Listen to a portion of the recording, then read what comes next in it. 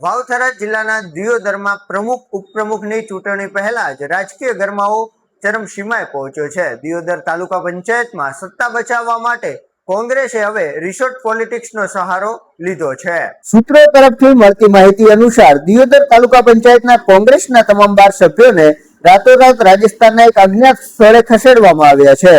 એટલું જ નહીં, આ ગણિત બગડે નહીં તે માટે જિલ્લા પંચાયતના સભ્યોને પણ કોઈ ખાનગી સ્થળે મોકલી દેવાયા હોવાની ચર્ચાએ જોર પકડ્યું છે।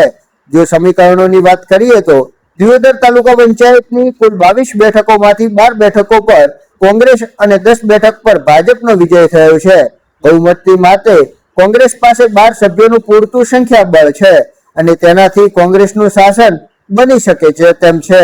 પરંતુ ભાજપ દ્વારા કોઈ મોટો ઉલટફેર ન થાય અથવા તો સભ્યો તૂટે નહીં તે માટે કોંગ્રેસે અત્યારથી કિલ્લાબંધી મજબૂત કરી દીધી છે। આગામી 23 મેના રોજ પ્રમુખ અને ઉપપ્રમુખ માટે પ્રતિષ્ઠાભરી ચૂંટણી યોજાવાની છે। કોંગ્રેસ પોતાના તમામ 12 સભ્યોને સીધા 23 મેના રોજ ચૂંટણી પ્રક્રિયામાં હાજર રાખશે તેવી સંભાવના જોવા મળી રહી છે। હવે જોવાનું એ રહેશે કે કોંગ્રેસનું આ રિસોર્ટ પોલિટિક્સ દિયોદરમાં સત્તા બચાવવામાં કેટલું સફળ સાબિત થાય છે।